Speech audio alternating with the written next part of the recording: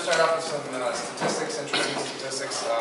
Some that definitely are in favor of increasing activities, enforcement activities, and the others being the non-enforcement related to collisions and stuff like that have not been occurring, so it seems.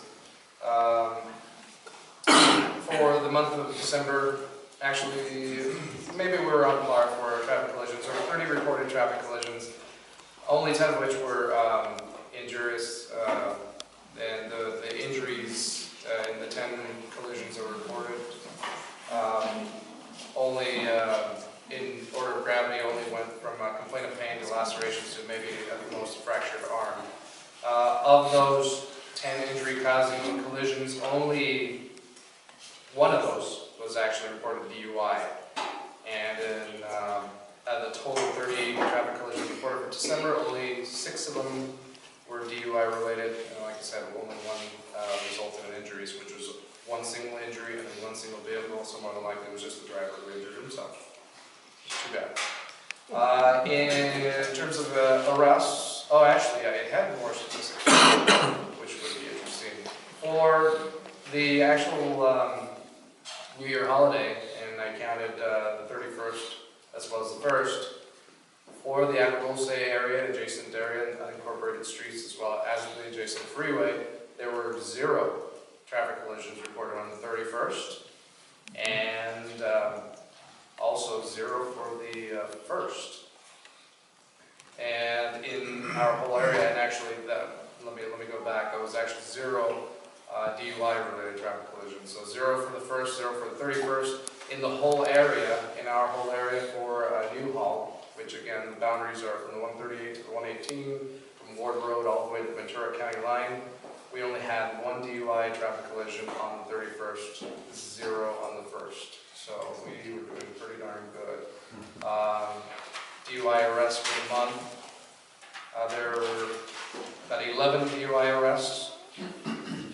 Other misdemeanor arrests, there was one related to drug paraphernalia and warrants, plus another one for public intoxication and felony arrests. We had 2 reported stolen vehicles with people arrested out of those. One on northbound 14th south of Ward, and another one at Escondido and Valley Sage. There were no other findings on top of the stolen vehicles on those, and no other incidents related to them. And one thing I wanted to say is that our area is now changing over to the new patrol vehicle. If you happen to notice on the highways nowadays, you will see a Ford Explorer with the markings of California Highway Patrol. Back in 2011, that was the last year for Ford to produce the Crown Victoria, so our department shopped around for something that would work for us, something that had the space, the capacity, the performance that we've been used to, and as it turns out, the Ford Explorer was their choice. So we're transitioning to the Ford Explorer, so you'll start seeing those around. Not that you should memorize what the headlight pattern looks like, so you recognize it from behind you, or the tail light pattern as it is in front of you, but just be aware if you see those, that would be us. That would be us, and don't call us and say, hey, there's this guy in his Ford Explorer trying to stop me. It may not be a police officer, because what colors now we need to know? They're still black and white. Black and white with red light bars.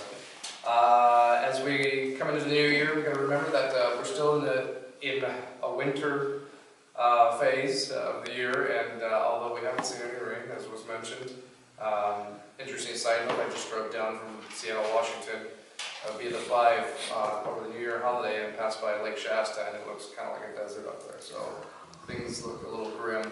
I hope for better things, more rain, more snow, of course, in the Sierra. So do remember that snow and ice could occur. Still gets pretty cold at night, and if there's any water in the roadway, it could freeze over, so be careful with black ice. It is November 20th here in Los Angeles at the LA Auto Show. So I figured since it's data, we can split it. I mean, I'd love to see it. Dozens of vehicles were nominated, and a panel of MPG members narrowed them down to 12 vehicles in 2 categories. Under and over $29,000, which is the average transaction price of a new car in this country. With the help of autoharvest.com, we encourage our members to research and evaluate their choices, not based just on driving dynamics, but on true product innovation. Our members voted, and today I'll be presenting 2 trophies designed by the Art Center College of Design in Pasadena. So the winners.